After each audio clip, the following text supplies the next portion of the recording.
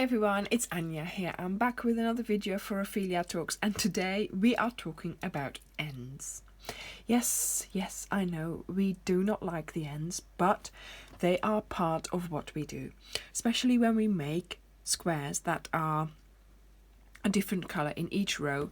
You're going to end up with a lot of ends. Now, I try as much as I can to take the ends with me. It does not always work. When you are doing granny squares like this, where you have openings between the stitches, you can't really take them with you. So in this video, I just want to give you some tips and advice on how to deal with your ends. And that's how I do it. You might have another way, but I don't dislike them as much as some people might do. So I just think they're time consuming, that's all. So what I do with my ends, first of all, can you see how long they are? They are quite long. My mum says they're too long.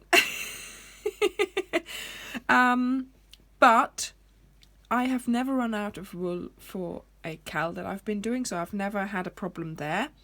And I find it easier to work with if they are of a specific length. If they are this short, that's very difficult, because then you have to put your needle in first and then try and get the wool onto your needle and then pull it through. So make it easy on yourself and leave a good 10-15 centimeters, okay? Well, it's about this length, so from there to my pink.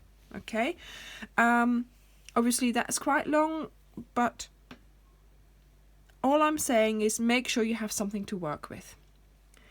Then what I have here, I have my needles. Now these are 3 needles that I have on my little cloth here. This was supposed to be a pin cushion, but it never got stuffed, and really I think it needs a wash. So I just have these 3 needles in here. I roll it up like this and it sits in my hook case.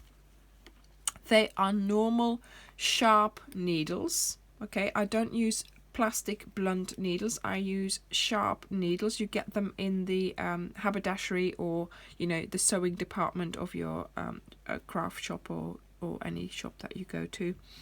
And they are different openings. So this is small, this is bigger, and this is sort of a little bit bigger again, and they are thicker as well.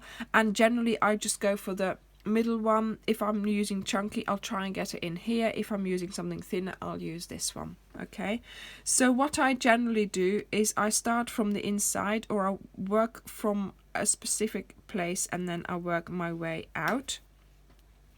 I then put my yarn in between my fingers like this, then it becomes really thin and it goes on like that. I was trying to do it differently just now and it didn't work. So let's see if I can show you how I sew in my ends. I go into the crocheted bits, but I just go from behind. So here, this is where my yarn comes out, and I go this way, so I make little loops. Okay, so there's a little loop there, and that sort of, I see that as a little bit of a stitch, of a knot, so it keeps my end in place. Okay, and when I've done that a couple of times, that's when I cut it off. And yes, there is quite a bit of an end left, but you can do it longer if you wanted to. Then next one, see, I try and put it between my fingers like that, and I have it on my needle, and I do the same thing. I stay in the same color, because obviously if you're going to go into the next color, or if you are going to combine a light and a dark color, it might shine through. Okay, and also what I do, I make sure that I don't go through the stitch. Okay, so I just sort of go into it. I don't know whether I can show you. Can you see that I go into the stitch like that, sort of like horizontally into the stitch? So I nothing is showing on the other side, I just go into there. Okay, so now I've only got this bit here where I can put my wool, but what I do, I go through here and then I come out again there. Okay, and I do that a couple of times, come back, and I might just cut it off here because that's plenty. Okay, so what I tend to do, as you can see, I've got a few here. This is a project that I'm making. I will show you this square in another video. What I tend to do is I sit and crochet, and I enjoy it, obviously. But then when I have made a couple of items or a couple of squares or like 10 squares, or maybe if I'm really working on something and I need, like, you know, all the squares for a single bed or something, I will do my ends sort of like, for example, on a particular day of the week. On a Sunday evening, for example, I will say, okay, I'll just sit down and do my ends. Or I will do my ends every 10 squares.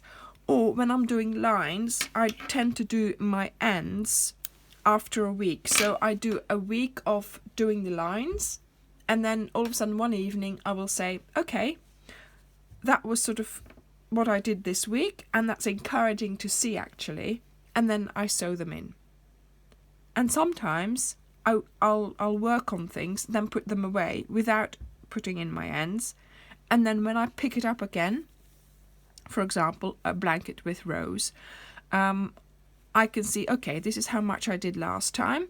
I'm now going to sew in my ends and start working again. And then when I've done a session or two, I can then see how much I've done. And that then again gives me the courage, because I say, oh, great, that's how much I've done. You know, I can count, you know, the ends where there's, you know, the rows where there's still ends.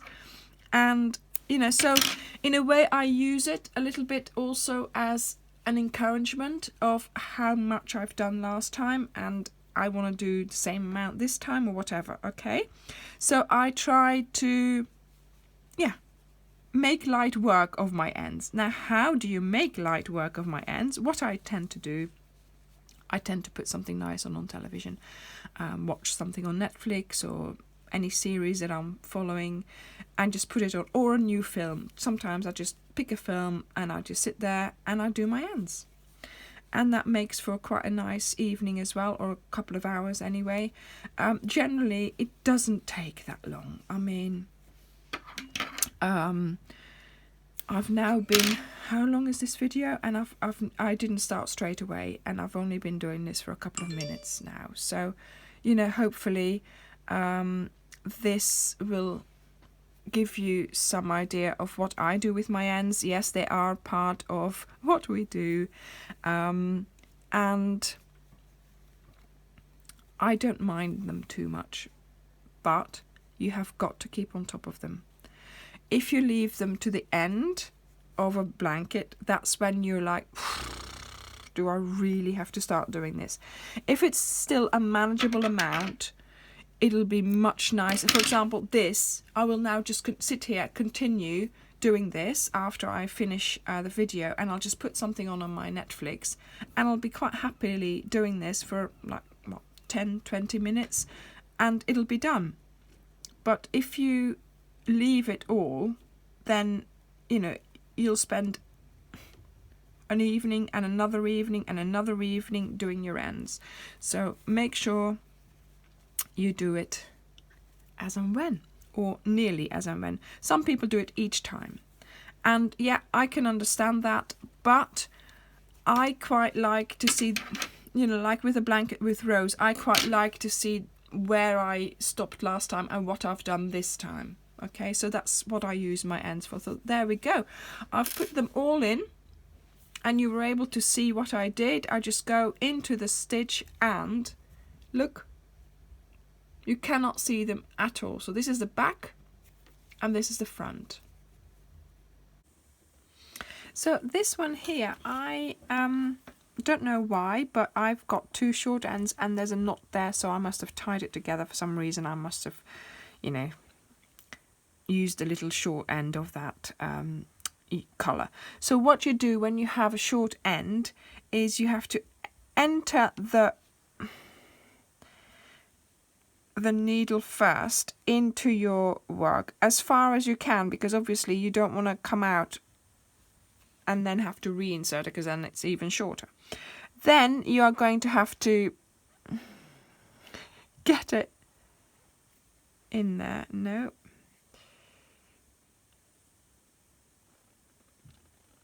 Yeah. Okay. And then you pull it through. And then you have all that way, and it's gone. Okay. And then the next one I do to the other side.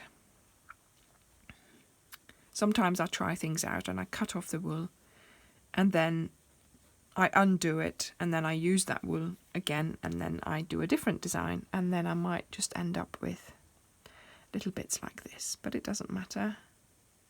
I'd rather do this than have to throw that wool away.